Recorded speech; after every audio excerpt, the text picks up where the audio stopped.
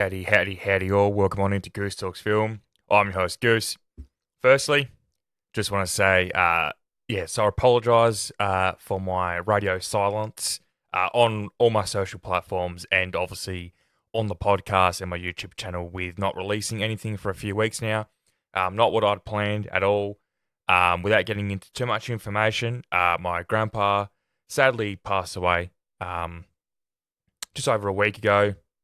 So leading up to his passing, I was spending as much time with him as I could, and obviously I was distracted, and the podcast wasn't really on my mind that much. I did think I want to get back to it when I feel up to it, and obviously it's afterwards now. And also on a more positive note, my wife is heavily pregnant. We've now hit our due date, so the baby could come at any point. So it was really hard to plan around those things to get any podcast episodes out, and I just kept forgetting to post and keep people updated on what was happening where I am after me talking about at the start of the year I was going to be more consistent and getting back into the rhythm, which I was, but unfortunately most of the events that happened weren't planned for, unfortunately. But yes, I'm back here. It's not going to be a permanent thing for at least a couple of weeks. I'm going to release an episode here and there when I can, obviously, because my main focus is going to be with the birth of my new child and spending time with my wife and my family and all that type of stuff. So, yeah, I will post as much as I can.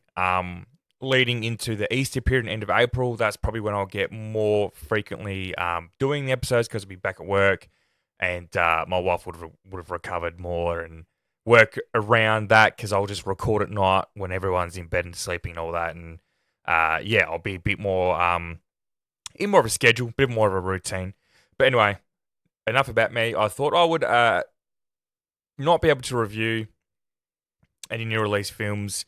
Obviously, not being able to go to the movies, or there hasn't really been a lot that I've wanted to watch on digital. Although there's probably a few that I could have done, but I want to reserve them because they're probably ones we're going to do in the next couple of weeks. That will be easy for me to watch from home late at night, and then the following night I'll record and do the podcast review. So I thought I would do a movie that I'd seen a couple of times, not for a while, and I rewatched it late at night only a few days ago, so it's still quite fresh. And it's a movie that a lot of people know. It's an older, well, not older film, but it's outside of what I usually do here on Goose Talks Film, where I review new release movies majority of the time that are usually no older than 4, 5, 6 weeks. But I have done one on here before, Memories of Murder from 2003, the amazing South Korean psychological thriller film. If you haven't, I recommend watching it. Even if you don't do subtitles, it will suck you in. You'll love it. Watch it and then listen to my review. That's the only non-new release movie I've reviewed up until now, so I thought I would do The Descent. It is, a 2005 British horror movie directed by Neil Marshall. A lot of people know Neil Marshall from Dog Soldiers, which became a cult horror movie pretty much on release, and it's just built even more of a fan base ever since. And he, probably more recently will be known to direct the 2019 Hellboy movie starring David Harbour, which I am in the minority. I am a fan of. I've been a Hellboy fan since I was a kid. I've read as much of the comics as I can. I've watched all the movies, the 2 animated movies that they did. I've played all the games, although there's only been, I think, 2 or 3. But I love the character of Hellboy, and I thought that was just a really good film. Like I said, I am in the minority of that. But with the release of Hellboy the Crooked Man, at least the 2019 version is now not considered the worst. Although I have defended Hellboy the Crooked Man over on my YouTube channel in parts 1 and 2. So if that's what you're interested in, give that a watch/listen. It's just pretty much me dissecting the movie and kind of trying to find the positives in that film. Anyway, so Neil Marshall is very well known in the horror realm of things. When he took on The Descent, he really didn't want to direct another horror movie. He didn't want to be typecast as a horror director. So Dog Soldiers was 2002, and then upon release, like I said, it was a moderate success. It was a sleeper hit. It was a movie that didn't have a lot of marketing at all.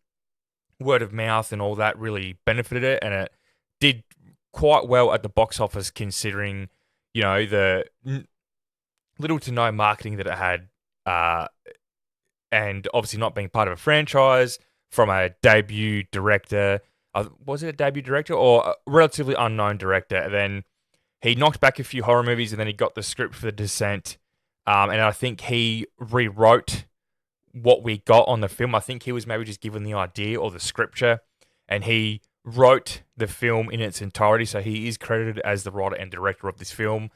So he took the idea and he wrote it, made it his, and he said there are two very different films, which they are.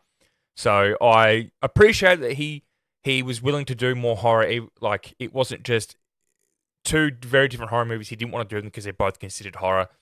I'm glad that he did take this on and make it his own and direct it, because it's very good that directors do that. And we all know in the horror realm is kind of the, what's the word? I can't even think of the word, but it's kind of the black sheep is what the phrase I'm trying to think of.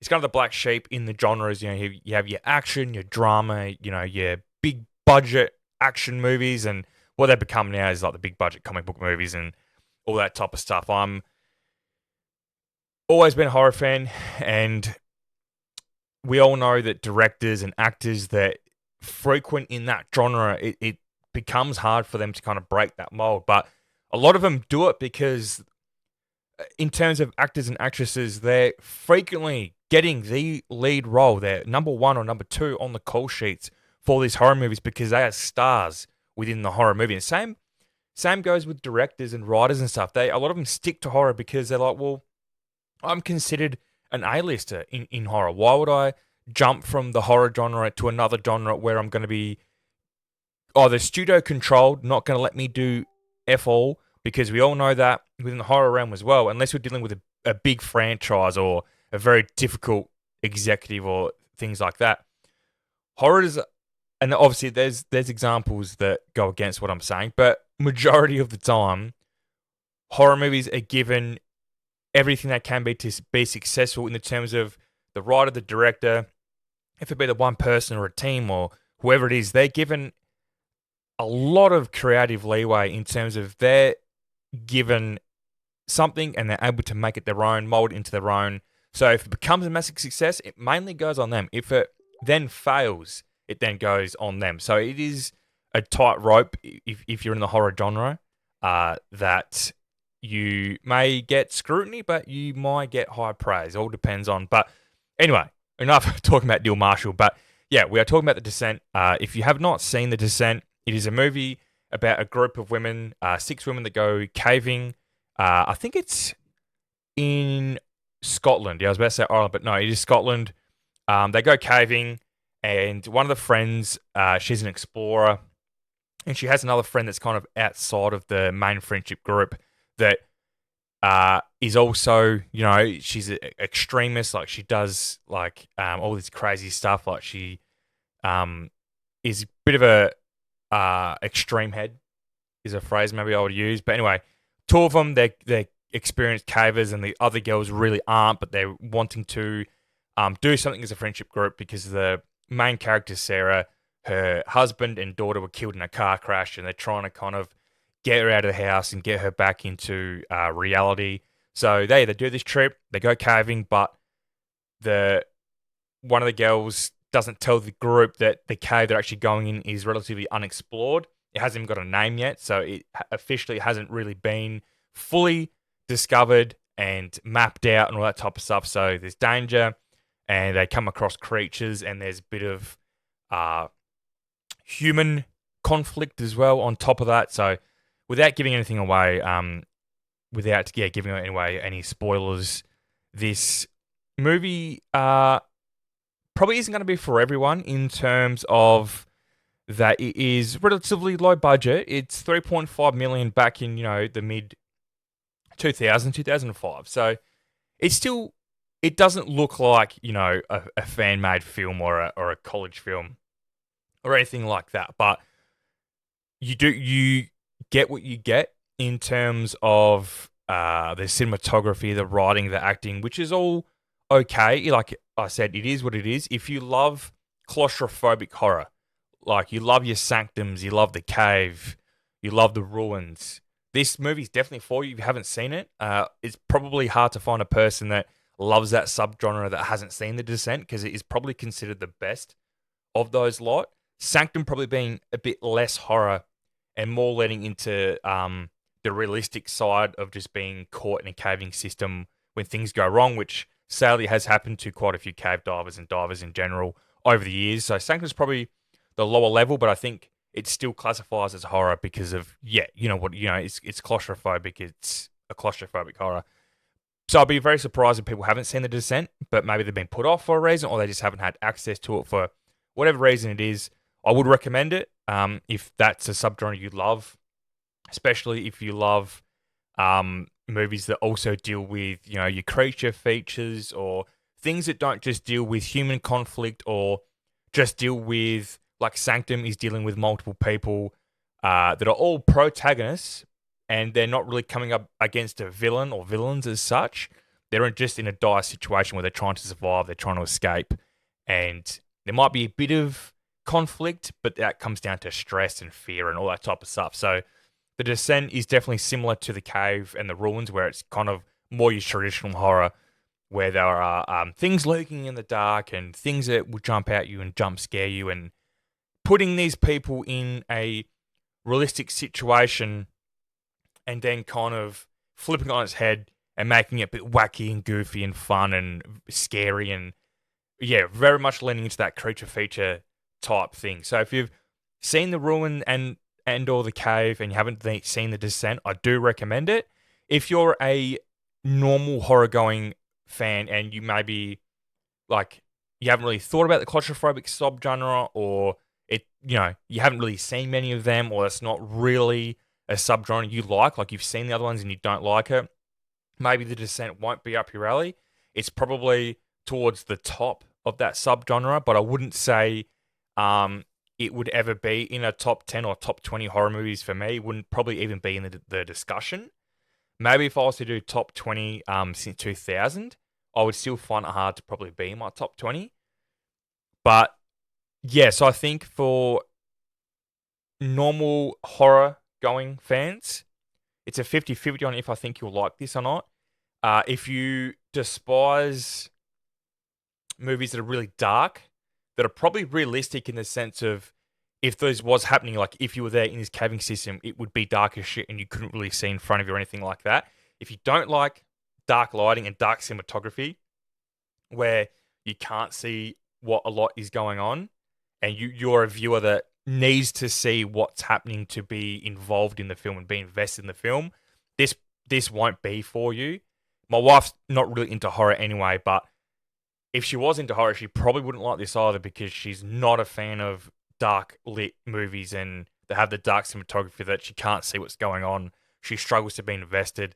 If you are like my wife, then you will not like this movie. At some points, it's very hard to see.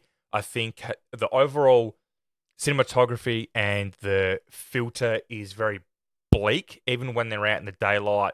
It's very, it looks like it's 24/7 overcast, which it probably was. It's in Scotland. I don't know what time of the year it was, but it probably was realistic in terms of the weather being bleak and dark, and that was the mood and the setting that Neil Marshall obviously wanted to set. That, yeah, the movie itself was very much leaning into that. Probably not as much as, your Twilight or anything like that, or I'll probably compare it to Harry Potter and the Deathly Hallows Part 2 in terms of the way that movie was lit and the filter and all that is very, I don't know, bleak is maybe what I will use. It just everything, even when they're inside, it looks like it's overcast and cloudy, if you know what I mean. So, but if you really love your creature features and you're really interested in getting into the claustrophobic subgenre of horror movies where people are in cave systems or they're underwater or they're in underwater cave systems, then this would be for you. If you're into, even if without giving too much away, even if you're mainly a gamer, it's kind of I just frozen because I was thinking of things in my head without talking. If you're a gamer and you play games like Until Dawn and those types of games, this will be up your alley. If you're not watching a crap ton of movies and you're mainly gaming, but you do like to watch movies that are similar to games, I have quite a few friends like that, actually.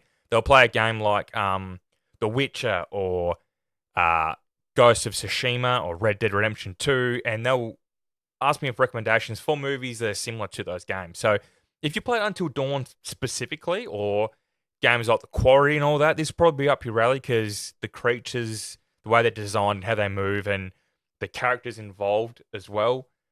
These aren't, adolescents, they're not teenagers or anything like that. They're women, I would guess, mid-20s to mid-30s would be the age that I would guess that these women are.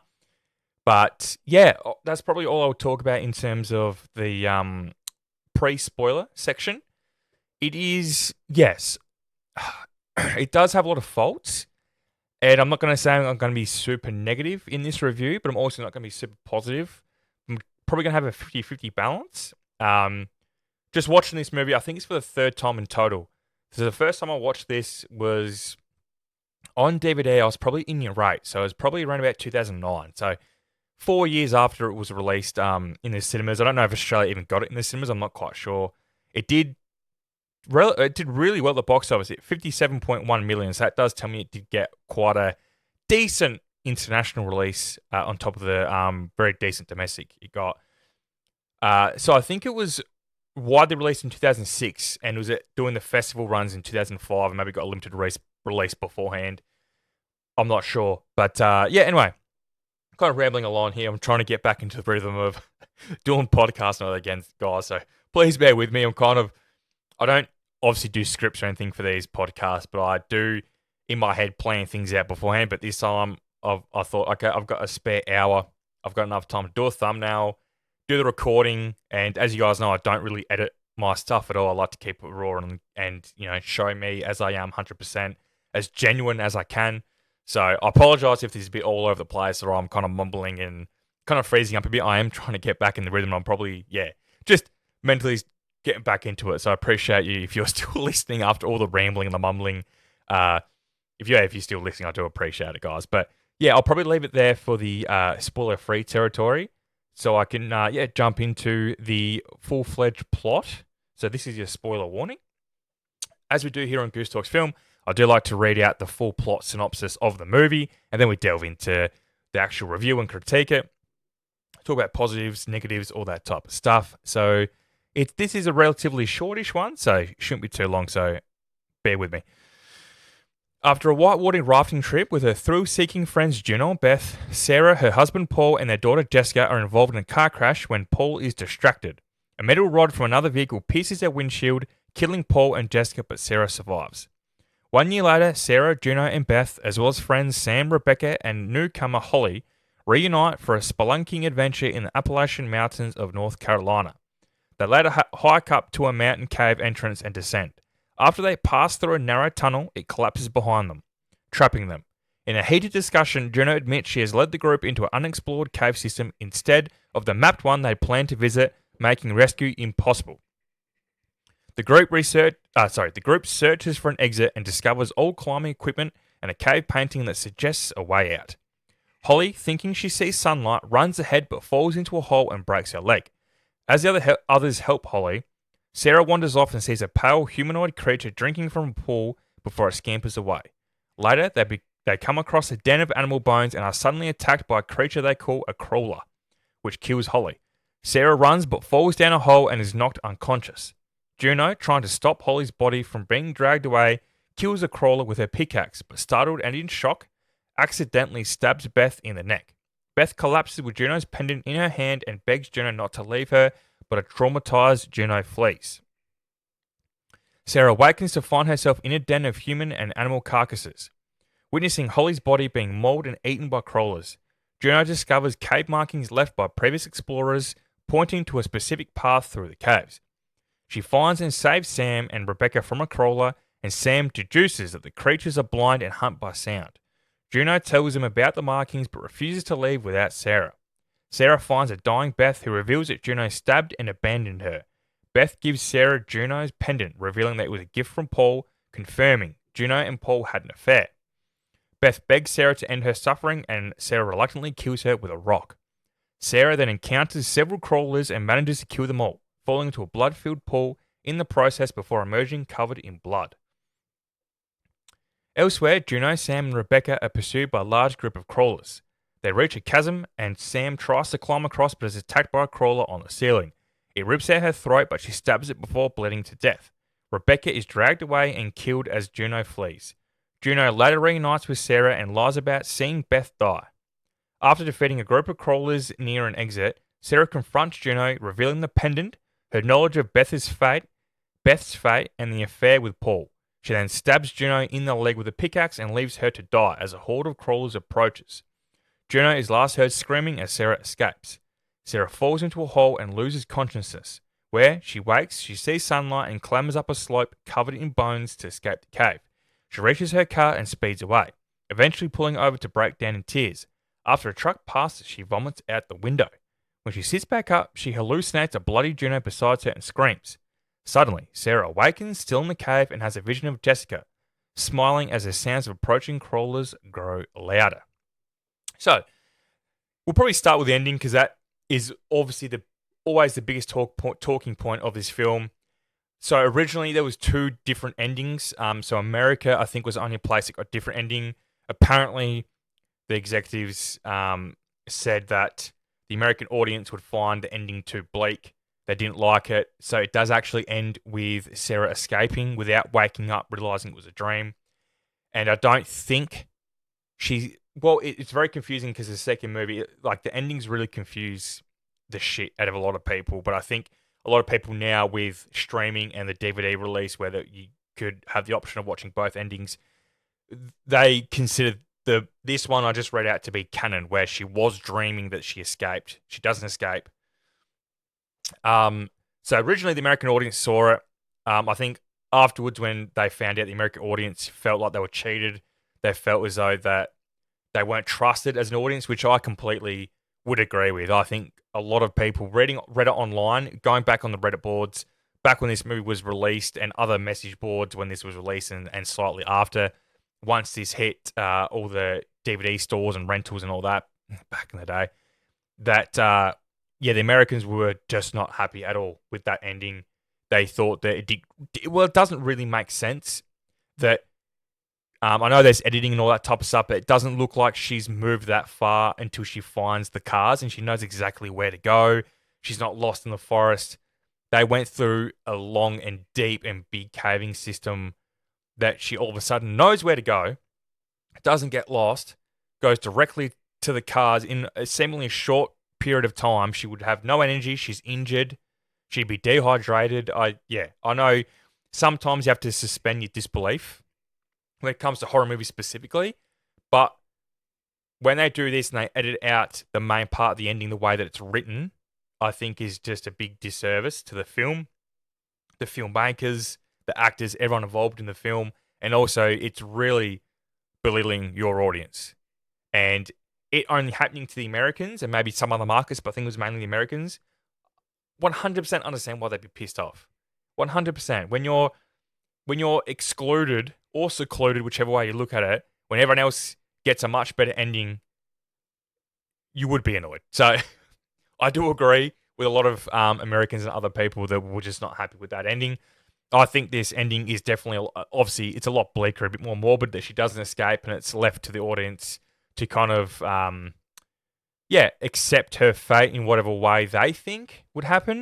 And there's a lot of different theories because it is an open-ended ending on what's happening. I read a theory online that has not been confirmed, but it also hasn't been not confirmed, that it was someone posted on Reddit about 10 years ago, roughly, that these creatures are Wendigos. So very similar to the Wendigos in Until Dawn. That if you don't know a lot about Wendigos, briefly, they are what used to be people, like werewolves and all that type of stuff, and zombies. They're what used to be people, and if you're even slightly like bitten, scratched, somehow get saliva or their blood in your system, you will slightly turn into a Wendigo. And they do they live in caving systems and underground and all that type of stuff. Like I said, very similar to Until Dawn. And it does make a lot of sense. So the theory is that Juno does mention that when she finds the old caving system that's been up there a very long time, it's very old. She says 100 years, but I think she was being a bit hyperbolic. You know, when you say like, oh yeah, I haven't seen so and so in 10 years, but it's only been like 4 or 5 years, or I haven't eaten that in fucking millennia, where it's only been maybe 10 years. So maybe I think she was being a bit hyperbolic. Just said 100 years, but old caving equipment, and they find cave paintings. They find arrows. So the cave paintings and all that, and tells me all the gear. There's been different groups of people down there. They also mention they go up and hunt and bring the carcasses and the bones back. That creates the graveyard of bones and the pool of blood. That these Wendigos obviously used to be people. They're the people that might have been, cavemen or people that originally lived in here. Maybe that's how the Wendigos originated. There was another group of cavers, explorers, whatever you want to call them, and they've been turned into Wendigos. And we don't see anyone else slowly turn into Wendigo or anything like that, because they are killed very quickly. Like, they're not scratched or bitten, and then the movie goes along like, oh, they're going to turn, or they're starting to get a bit rabid or anything like that. They're mauled and killed and eaten really, really quickly. And Sarah is injured at one point. She's only one. And her whole persona and all that slowly changes. She just becomes this badass. Like, Juno's a badass from the start when she kills what they call crawlers in the movie. It's not confirmed that they're Wendigos, but she's a badass from the start, whereas Sarah slowly descends into this badass madness all of a sudden. And then the way that, she pretty much kills Juno, like second-handedly kills Juno. And the way she wakes up in that cave, and I know that she fell and all that, but it does kind of look like a nest or a bedding area. So the theory is, I'm taking a long time I was going to say this theory briefly, but it's not, that we might see her in human form, but she's slowly turning into a Wendigo.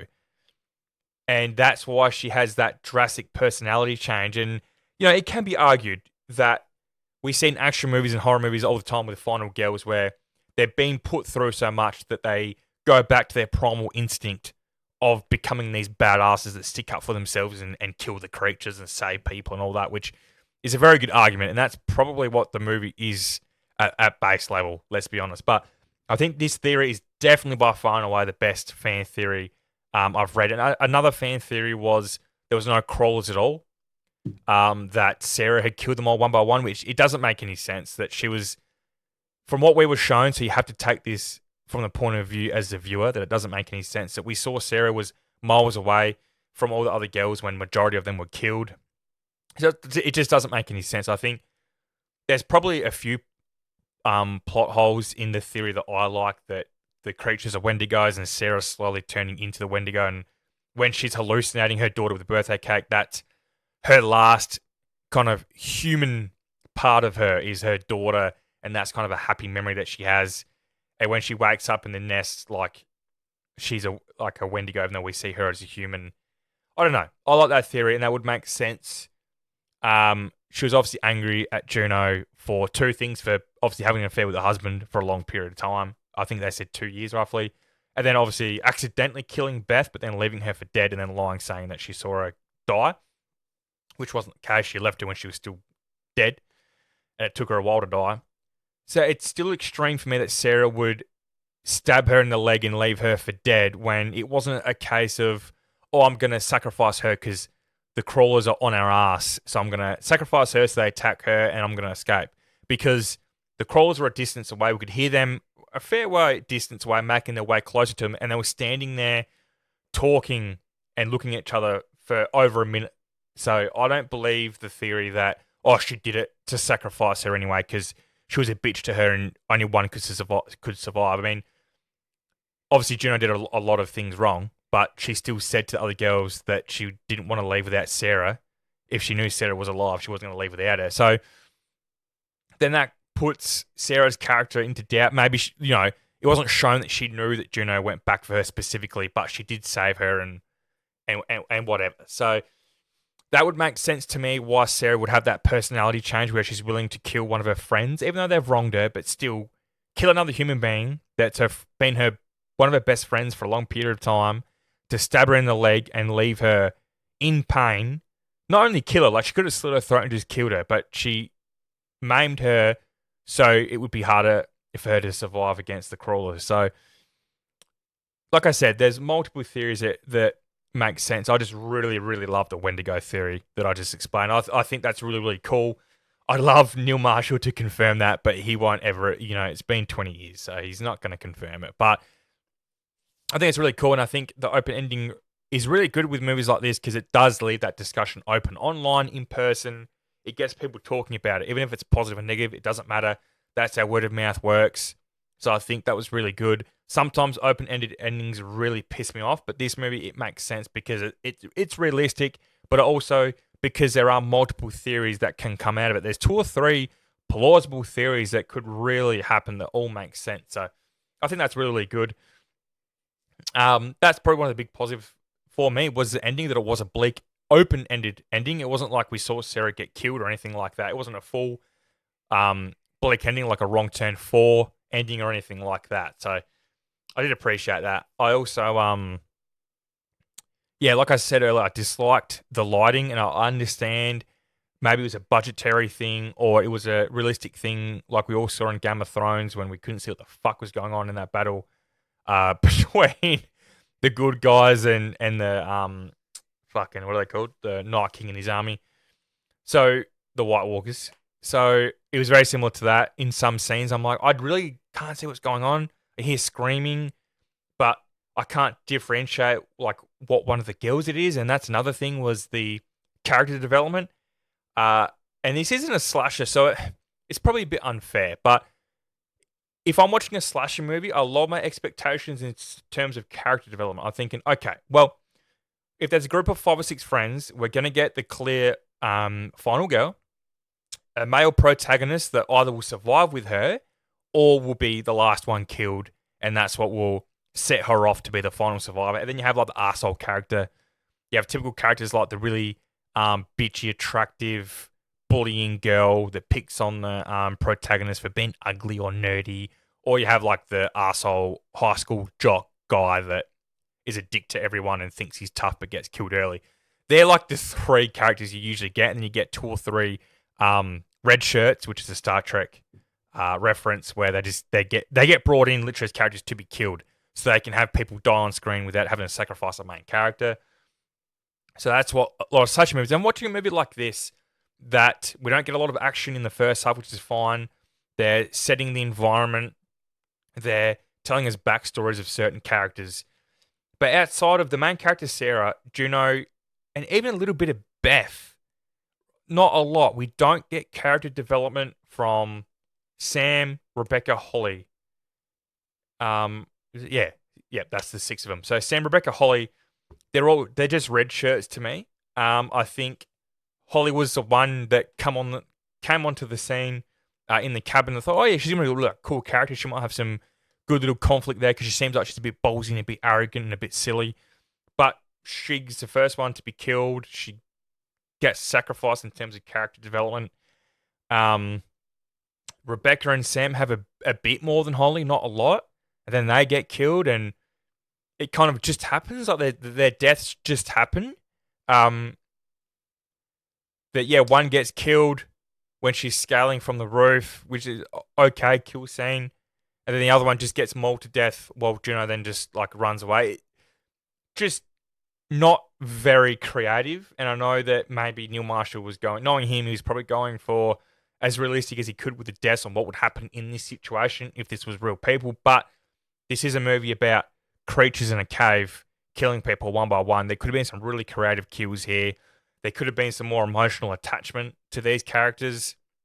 I think we got a lot of the same scenes a bit over and over, and dealing with the same characters saying the same stuff about like the husband and like the crash and people not believing Sarah that she saw something, and which is what those scenes aren't needed in these types of movies. But I just felt that there was a lot of filler which could have been used for a little bit more character development, because a movie like this in a claustrophobic horror, right? So you can't rely on a lot of other things. That there's not any townspeople or any cops or sheriffs or cleaners or cooks or grave diggers that you can use as red shirts to kill. This is 6 main characters, part of the main core cast of people that you want your audience to be invested in because you give a shit that they're dying, because there's a group of 6 women that are all really close friends, except for Holly, she's a new one, but 5 or 6 girls are really close friends. We want to feel something like we want to feel something with them feeling something that their friend has just been mauled to death in front of them. I just think that the character development really lacked here, and some people might push back on that and disagree with me. I'd love to hear your opinion on that in the comments if you agree or disagree with me.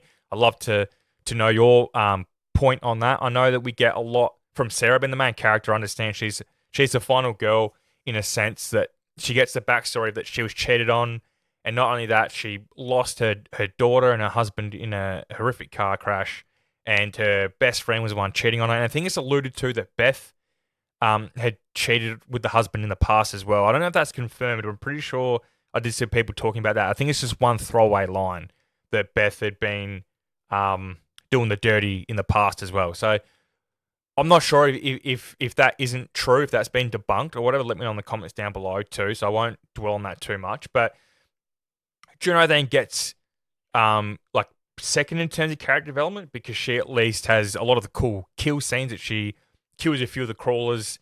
She also accidentally kills Beth. That has that human conflict scene, which that was a very well lit scene with like the fires in the background, like the drops dripping into the cave floor with the crawlers screaming in the background. And yeah, that was a really cool scene. I did like that when Juno accidentally kills Beth.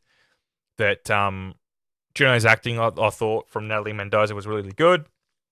And then you have Beth, which, again, she kind of just plays the best friend character. She doesn't really have a lot of development herself, other than, yeah, she gets accidentally killed by Juno. Then she tells Sarah with her last breath, pretty much, that Juno was cheating with her husband for a few years, and that it gotten so intimate and all that they're buying each other gifts. And obviously, that's when the necklace comes into it. So I think Beth was just used as a device to set that love triangle up and set up the ending of Sarah betraying Juno and leaving her for dead. So that was okay from Beth. But then you have the other 3 that are just all throwaway characters. And not only are they throwaway characters and their deaths don't really mean a lot in terms of the story, but also with the audience caring is, like I said, the kills aren't memorable. I think that's why slashers are good is, yeah, you have 3 to 4 throwaway characters, like the red shirt characters, that you have the one comedy goofball, you have like the stoner guy, you maybe have a boyfriend or like another jock character that get killed off, but they usually have cool death scenes. Like Kevin Bacon is really nothing of note in Friday the 13th. Like, he's not memorable at all until his death. The motherfucker gets an arrow through a mattress in his throat while trying to do the dirty with a chick. So that's the contrast. That's what I said. That's what you get with slasher movies. When you're watching a slasher movie, you're watching it for the kills, you're watching it for the killer, and you're watching it for the final girl, or sometimes the final guy, or sometimes both together. When I'm watching a movie like this, I want a cool environment, which I got. I want real urgency of the claustrophobia and what these characters are going through in that setting, which I got relatively well. A decent-ish, likable lead character from Sarah. I thought she did okay. I thought the character was pretty good. Got a decent backstory, nothing original or groundbreaking, but doesn't always have to be. Creatures were cool. They're well designed. Nothing groundbreaking with the design, but I thought they were designed well enough to work with the movie. I think the kills were lacking though. The character development, like I said, you can have things without having other things, but you need the balance there. And if you're having little to no character development, then the kills need to be memorable or original or have dramatic weight in some regard. I just don't think that this movie had that. I think Beth's death was the only really good one, and that was more from a character dramatic perspective and the implications for the plot. I don't think that Juno's death was overly that good because it's not fully confirmed, and obviously if you take the sequel into canon that they go looking for her, so it's not confirmed if she is even dead. but we hear her screaming and all that off of camera, and it's done off screen, so you can't really say that's a good kill. It's a good little scene that might lead to a death, but it's not confirmed. I thought Holly's lead up to her kill was pretty cool. She's running off, and then she falls into that hole, which is horrifying. It kind of looks like just a big cone, like a sieve or a colander or whatever, and they try and pull her up. She falls into the depths of darkness, which is horrifying. But then the death is just molted death pretty much. Eventually, I thought the scene of Sarah diving into the blood of Paul, and that's where people say that back the Wendigo theory is that she dives into the pool of blood, which could be infected with the Wendigo's DNA or whatever. That's how she slowly becomes the Wendigo from there, because that's when her personality does start to change. It just makes a lot of sense. But that's a really cool scene. That's probably one of the really cool original and different scenes of the movies where she's running from that female crawler and she falls into the pool of water and blood. I don't think it's just 100% pure blood, but it's definitely blood water that she falls into, and she's under there for quite a fucking while, to be honest. So definitely enough time to swallow enough to become a Wendigo. Pops up, and obviously I did like it. The creatures remind me of an episode of a show called Lost Tapes. If you haven't seen it, try and find it on YouTube or wherever. It's really cool. It's like a handycam fan footage type show, which each episode delves into your cryptozoology,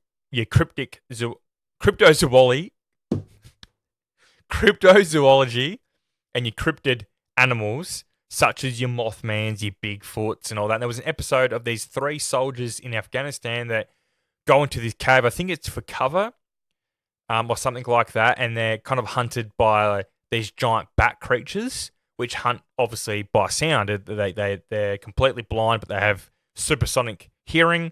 So they're completely blind. Sorry, not completely deaf.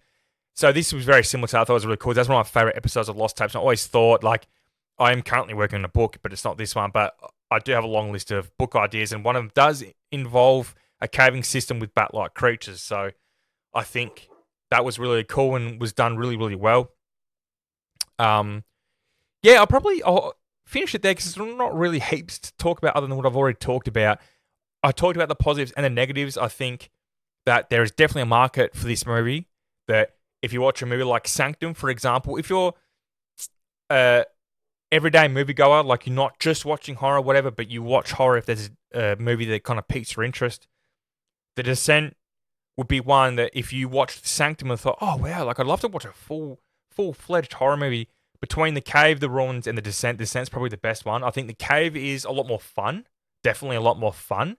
If you're having a movie night or a horror movie night with friends or your partner or family, or there's multiple people with you, and you're having your snacks, got your food, you got your drinks, or just junk food galore, and you want to watch some fun horror movies and you want to watch claustrophobic horror, The Cave is the one to watch. That's silly, fun, got a good cast. Got, Morris Chestnut, Cole, what's his name? His bad guy on Too Fast and Furious. Anyway, he's got a decent cast. Like someone like Morris Chestnut, who's did Anaconda, Hunt for the Blood Orchid. A lot of people know from Like Mike, Under Siege 2. I mean, Boys in the Hood, Ricky. So good. That's very fun. If you want to watch a fun movie with a group of people, with friends and all that, The Cave would be the one to pick. If you and your partner, maybe you and your friend, want to watch maybe something a lot more darker and a lot more bleak and a bit more serious, then the Descent would be a good one. And if you're looking to have maybe you want like a trilogy marathon of these types of movies, then I would start with probably The Cave because it's your fun one, and then you get into The Descent, and then you finish with The Ruins because you're probably tired. You're probably not as invested in the third movie because it's probably the weakest of the 3 I've mentioned. Definitely the weakest of the 4, including Sanctum. But like I said, that's not a full-fledged horror movie. Ruins is kind of fun. It's silly, but it will scratch that itch if you're watching the Descent and The Cave and you want to watch a similar movie from around about the same time period. Those 3 movies I just mentioned all released within a few years of each other.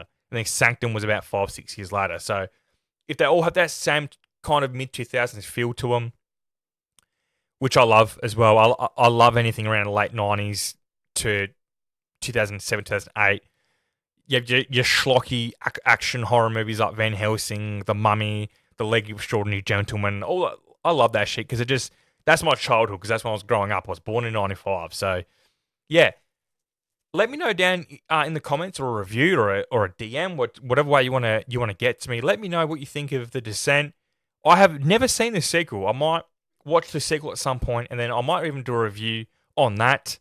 And yeah, let me know what you think of this movie. Let me know what you think of my review, my opinions. Do you agree? Do you disagree? Like, what do you agree or disagree with? And what do you think could have made this movie better? Do you think maybe they could have made some things that made the movie worse and they didn't do that, which was good? That maybe The Cave did wrong? Whatever it is, let me know your fan theory. Like, what fan theory do you believe? Or do you believe that there's no theory? It's just as cut and dry as she's not going to escape because she's stuck in the caving system. There's going to be no happy ending. Let me know. I'm really intrigued. Be sure to follow me over on Instagram and Facebook and YouTube under Goose Talks Film. And make sure you follow me wherever you listen to your podcast. I'm available almost everywhere. Making sure you're subscribing, following, etc., so you don't miss out on any updates. And yeah, leading into April and May, I'll be doing more of the exclusive YouTube videos like I've done in the past with my tier lists and defending Hellboy. I'll be doing a lot more of those types of movies, defending crappy movies. A lot of the movies I just mentioned, like Van Helsing and The League of Extraordinary Gentlemen, etc., So make sure you're staying posted with notifications on. And if you're watching this or listening to this anyway, you can leave a like. Please do if you did enjoy the show. It'd be much appreciated. It helps me a lot more than you realise in terms of algorithm and all that type of stuff. So as always, guys, make sure you support your local cinemas. Go watch those movies, and I will catch you later.